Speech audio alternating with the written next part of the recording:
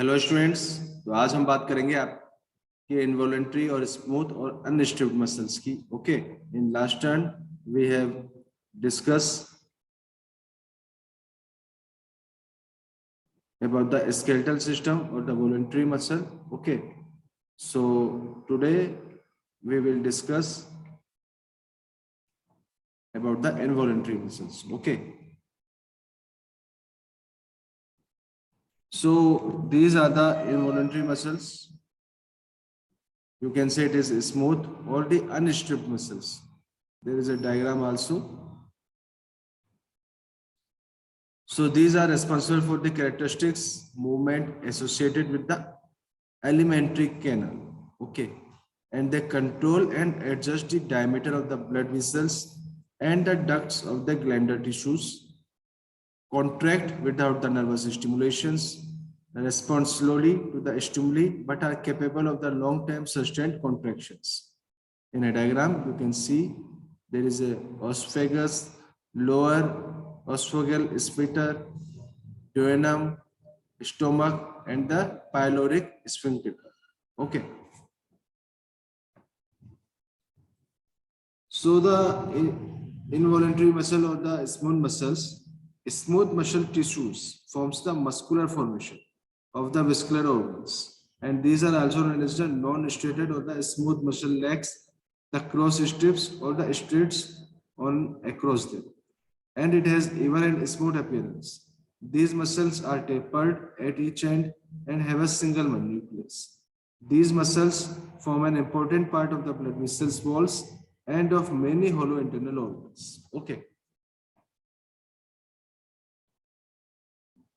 Next is cardiac muscles. So cardiac muscle compose the bulk of the heart, and the cardiac tissues is highly specialized in the structures and the functions. It forms the heart and is capable of very powerful contractions, nervous stimulations, and activity of the endocrine glands control its movement. Okay, they found in the heart, they are involuntary, little capacity for the regeneration, and the color of the fiber is red. Strips like the voluntary muscles and fibers have the branches. Okay, like cardiac muscle cells, as you can see in a diagram. Okay. So there are various type of functions of the muscles like the movement, stability, thermogenesis, body movement, respiration, constriction of the organs and the vessels, heartbeat. These all are the function of the muscles. Okay.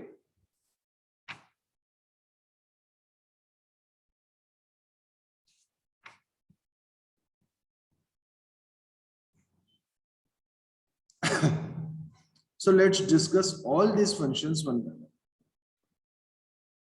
So the first function is the muscular system, which creates the movement. So the primary function to produce the voluntary gross and fine movements. Large movements include the walking, standing, running, playing sports, and the lifting weights. Then smaller movements include the chewing, closing the eyes, writing, and the talking. Okay. So basically, movement is one of the major functions of the muscular system, and the central nervous system directs the muscle to contract and expand according to the need of the situations. Muscles have the strength to move the bones and perform the required action. Okay.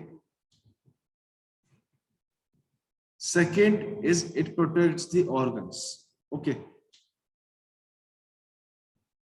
So the abdominal muscles and the muscles of the lower back help the protective vital organs of the body.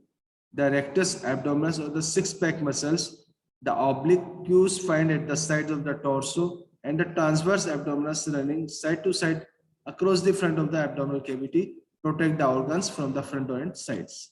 Lats, quadrates, lumbarum, and the psoas muscles, which run from the bottom area of the ribs to the pelvic bones, protect the organs from the back of the abdominal cavity.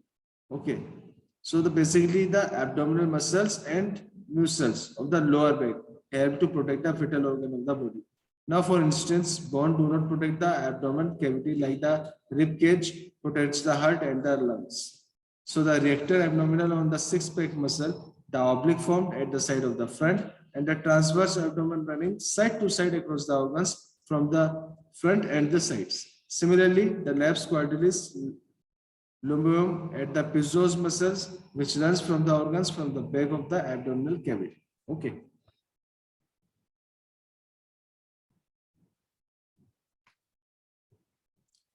The third is the cardiac muscle pumps the blood. Okay. So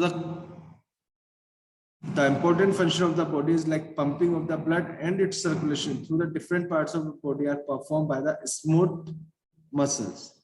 And the contraction of the heart muscle is involuntary and are primarily controlled by the heart's own electrical system. Heart is responsible for receiving the blood back from the muscles, pumping it into the lungs, then pumping it out into the arteries to supply the entire body. Okay. And the smooth muscles, fourth function is smooth muscles at the digestion. So what happens to the food after you chewing up or gulp it down? Till the time the food reaches the throat, it is voluntarily, after which the rest movement of the food from throat to arms is in the voluntarily, and it is performed by the smooth muscles. So the muscles of the stomach and the intestines work to process the ingested food, and the involuntary contraction in the stomach and the intensities aid in the digestion and in moving the food along the digestive tract. Okay. Fifth point is smooth muscle ensure the blood flow. Okay. So there are smooth muscles in the walls of the blood vessels. When the heart contracts, the arteries expand to accept the blood, and the smooth muscles in the arteries contract to push the blood throughout the blood vessels system in the body. This is why when the plaque builds up on the inside of the walls of the arteries harden and the muscles in the arteries do not contract properly. Okay, this is all about the smooth function and shows the blood flow.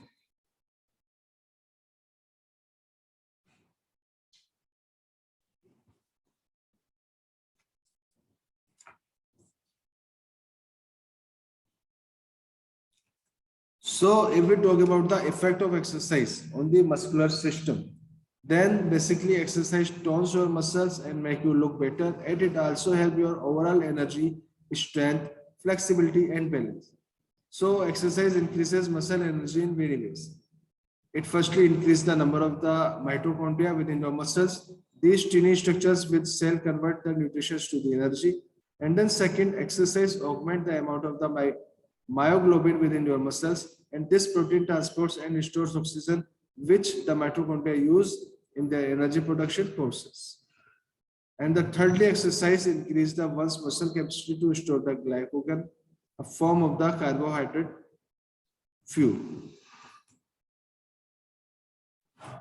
So basically change in the shape and the size of the muscle, reduces the likelihood of the injury, improve the muscle control, increases the number of the capillaries in the muscle, strong heart muscles, reduces fat and changes body compositions, improve the posture and the appearance.